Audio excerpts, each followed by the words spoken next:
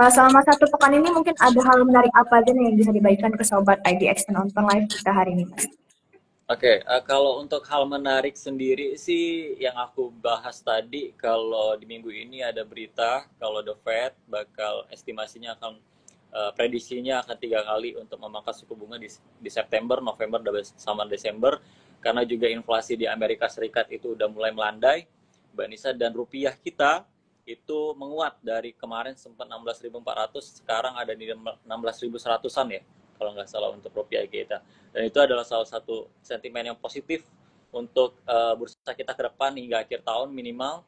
Dan ya walaupun BI rate kemarin dipertahankan oleh Bank Indonesia 6,25%, tapi aku yakin ke depan dengan penguatan dari rupiah kita dan pemangkasan suku bunga dari The Fed, harusnya BI rate kita akan turun pada tahun ini gitu loh. Oke, lalu sepanjang sepekan ini mungkin ada aksi korporasi emiten apa aja nih Mas yang menarik perhatian? Kalau yang paling menarik ya hari ini sih banyak payment date ya, dari dividen sama paling dari grup dari Barito itu kasih bonus ya buat teman-teman yang punya saham Barito, BRPT, itu membagikan payment date-nya di hari ini dan bonus sahamnya di hari ini gitu loh. Dan banyak yang hari ini seperti Tekim, INKP itu adalah payment date. Jadi buat teman-teman yang udah dapet ngikutin untuk dapat dividennya saham-saham tadi, ya hari ini uangnya udah masuk ya dan teman-teman gitu. Oke, terima kasih Mas Agi nih atas jawabannya. Mungkin kita masuk ke segmen 3 nih, mungkin untuk perkiraan perdagangan minggu depan. Gimana ini dengan perkiraan pasar saham untuk satu pekan ke depan Mas Agi? Oke, aku pikir kalau untuk satu pekan depan IHSG ada potensi rebound, cuman ya teman-teman perhatiin kalau IHSG kita jebol di level 7.225, itu mungkin teman-teman IHSG kita bakal mengalami koreksi ke area-area support di level 7.150 ya. Jadi ya pantau aja kalau IHSG kita sampai jebol di area 7.200-an. Cuman indikasi kalau secara tren IHSG kita ini masih dalam tren bullish ya. Jadi masih cukup oke untuk kedepannya. Terlebih lagi sentimen dari global dan internal kita juga masih positif untuk market kita gitu. Jadi ya kemungkinan minggu depan masih bisa terjadi penguatan untuk IHSG kita gitu. Oke, lalu mungkin IHSG kita berpeluang di level berapa nih Mas untuk pekan depan dan sektor apa aja yang bakal menjadi dominasi di perdagangan minggu depan? Oke, kalau ISG kita mengalami rebound walaupun hari ini mengalami koreksi tipis, mungkin sampai bisa menguji level 7.350 ya secara teknikal ISG kita, dan secara sektoral yang harusnya berimpact positif dari sentimen-sentimen apa suku bunga, harusnya dari perbankan juga bisa salah satu yang sektor yang mengalami sentimen positif dari hal tersebut. Dan kedua mungkin dari konstruksi juga masih bisa, dan ketiga mungkin otomotif lah masih bisa. Oke, lalu boleh nih Mas sharing mengenai referensi saham yang dimiliki tim analis pusat KB Favorit Sekuritas untuk sobat IDX sore ini. Oke, kalau untuk referensi saham kita lihat ya, tadi pagi ada apa nih yang menarik. Biasa ada rekom swing. Ada rekom swing ntar.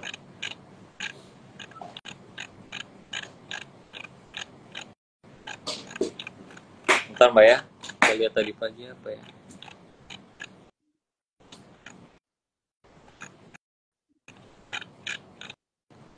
Ini aja.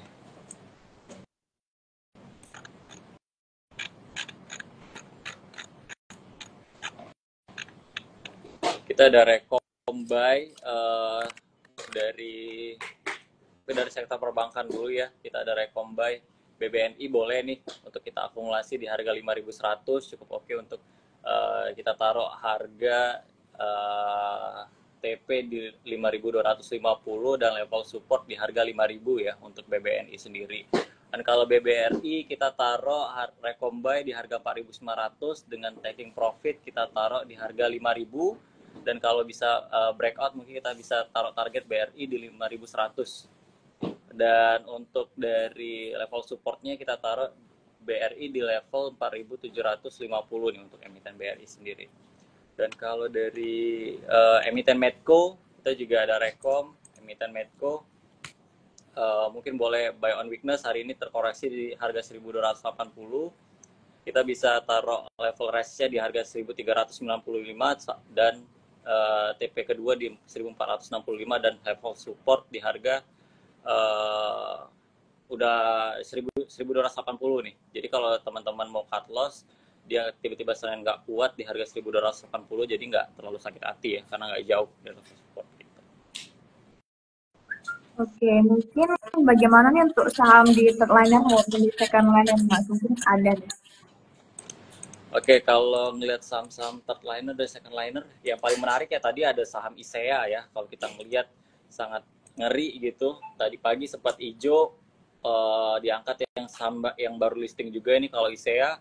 Tadi pagi sampai ke level high-nya di harga 545, tapi tiba-tiba mengalami ARB di harga 376, 24,80%. Dan di hari ini di mana market lagi sepi, emang biasanya orang-orang lebih cenderung bermain di saham-saham second liner dan third liner, karena kalau kita melihat saham-saham yang memiliki market cap besar itu rata-rata mengalami koreksi pada hari ini, Mbak Nisa gitu loh. Dan biasa sih sebenarnya di hari Jumat aksi profit taking itu terjadi di market kita. Dan aku pikir ya kalau teman-teman bermain di saham-saham second liner dan third liner, kebanyakan sekarang kan yang lagi rame adalah saham-saham yang baru listing ya di bursa kita. Jadi ya lebih hati-hati aja sih gitu kalau ngelihat secara polanya, karena kalau ISEA ini 2 kali aku perhatiin emang polanya sama gitu loh, dibanting ARB-nya di jam yang sama, ya kemarin sempat juga mengalami kenaikan tiba-tiba dibanting ARB, dan hari ini terulang lagi nih untuk ISEA gitu loh, mengalami hal yang sama gitu, dikarungin sama market maker lah kita bisa bilangnya gitu. Jadi lebih hati-hati aja sih, karena yang lagi rame untuk third liner dan second liner itu adalah saham-saham yang baru listing di bursa kita. Dan biasanya kalau saham-saham yang baru listing itu kebanyakan yang ada kepentingannya jangka pendek doang. Jangka pendeknya bagus biasanya 1-2 minggu ke depan, 2-3 minggu ke depan biasanya kadang-kadang langsung drop gitu lah, harga sahamnya dibanting-banting gitu loh. Jadi lebih hati-hati aja kalau main jangka pendek, ya mending beli di hari itu, keluar di hari itu juga. Tapi kalau untuk simpen aku nggak rekomendasi gitu, karena kasusnya bisa kayak ISEA gini, kita tiba-tiba nggak bisa cepet-cepet keluar, nggak, apalagi yang nggak punya waktu banyak untuk mantau, tiba-tiba lagi ngelihat udah beli ISEA contohnya tadi, tiba-tiba 2-3 menit ditinggal, tiba-tiba sekarang lock ARB gitu loh. Jadi lebih hati-hati aja sih untuk second liner dan third liner. Oke, terima kasih Mas Aji atas jawabannya nih. Oke, sebelum masuk ke segmen 4 nih, mungkin saya akan mengundang lagi nih untuk teman-teman Sobat EDX yang udah ada pertanyaan, boleh banget ya tuliskan di kolom komentar atau di question box. Nanti kita jawab pertanyaan kalian satu persatu di segmen 5. Oke Mas Aji, kita masuk ke segmen 4 nih, berita mengenai calon IPO. Mungkin ada emiten apa aja Mas yang bakal listing di minggu depan? Minggu depan, ntar kita cek ya. Kita cek di webnya bursa seperti biasa. Ya, IPO kayaknya belum ada sih harusnya Mbak di minggu depan. Udah kebanyakan mungkinnya di minggu kemarin itu banyak banget saham yang baru listing di bursa kita.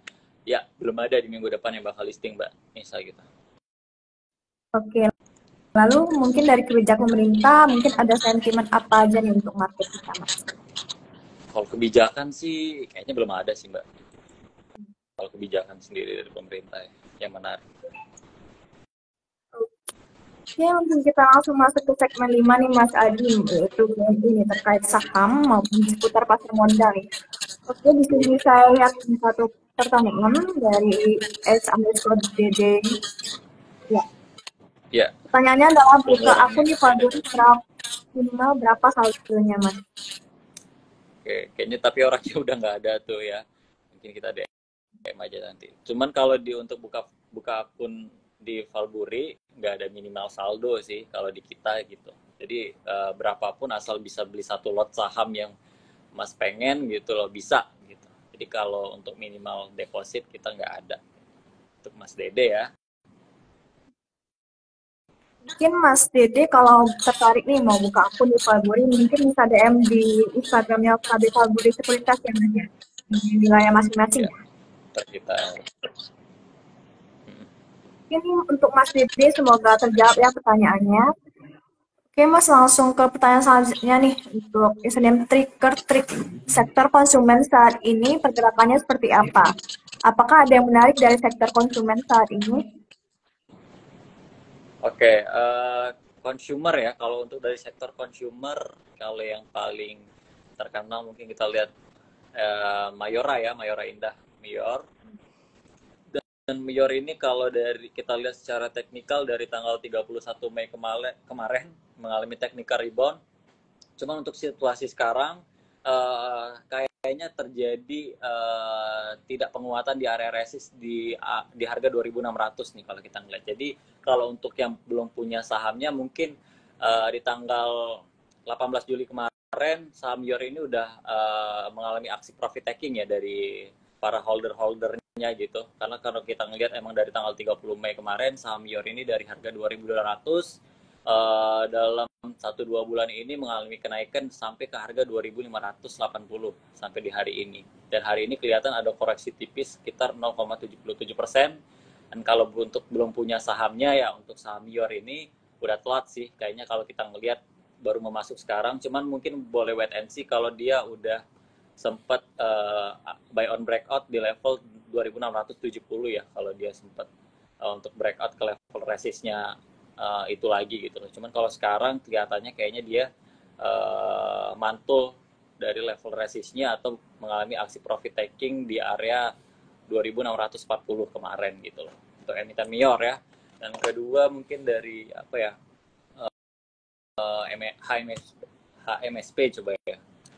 Kalau untuk saham HMSP sendiri, kalau kita ngelihat sih dari tanggal 3 Mei kemarin sih mengalami penurunan ya, yang cukup dalam. Kalau kita ngelihat dari tanggal 2 Mei sampai hari ini itu udah mengalami koreksi sekitar 16,66% ya untuk emiten HMSP sendiri.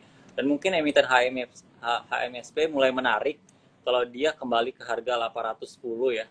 Ada potensi dia akan menutup area gapnya sampai ke area harga 855. Cuman kalau di harga sekarang sih untuk emiten HMSP masih nggak cukup oke sih untuk kita koleksi gitu.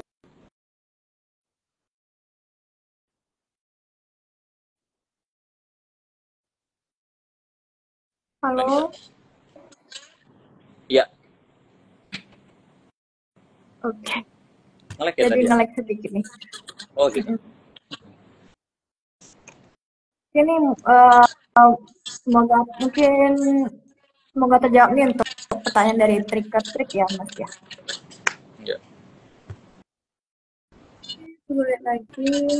Kayaknya nggak ada lagi Mas yang ingin bertanya nih. Habis ya. Mungkin kita masuk ke segmen 6 Mas ya. Ya. Oke. Untuk pekan depan nih, mungkin ada program atau kegiatan apa aja yang bakal dilakukan oleh KB Valbury Sekuritas Cabang Palembang nih Mas?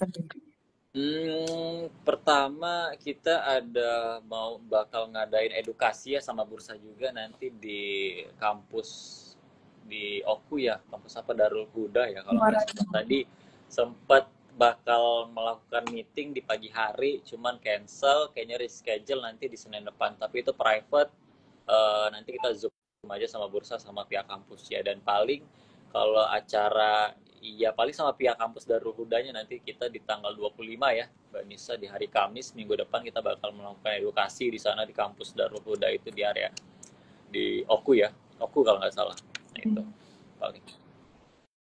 Oke, mungkin bisa Mas langsung kita review terkait perkembangan harga saham selama 1 pekan kemarin.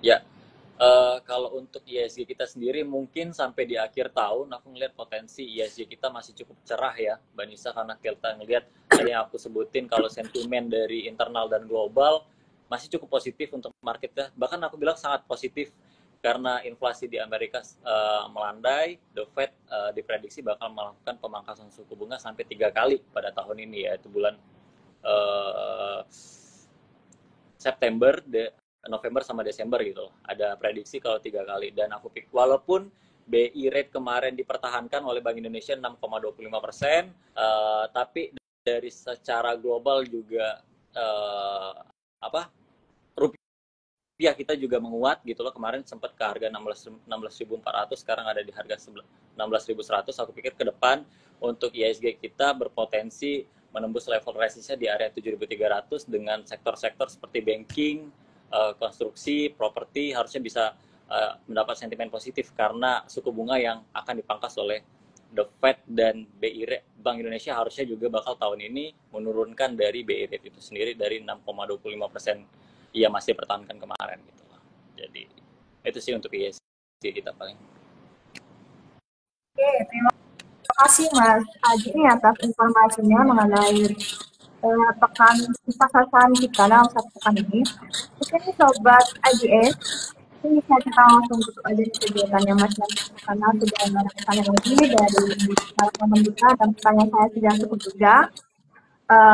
Dan juga kita tadi sebelumnya udah kupas tuntas nih mengenai pasar saham selama satu pekan ini dan termasuk perkiraan untuk pekan depan. Pastinya bersifat disclaimer on.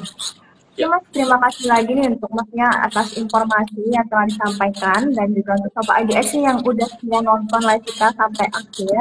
Semoga apa yang informasi yang dibagikan Mas Adi bermanfaat dan menjadi referensi kalian mengenai perkembangan market kita. Ini saya selaku moderator di kegiatan sore hari ini, tinggal pasar pekan. Saya pamit undur diri. Terima kasih Mas Aji dan terima kasih semuanya. Sampai jumpa pekan depan di TPSS lagi. Oke, selamat weekend semuanya. Terima kasih Mbak Nisa.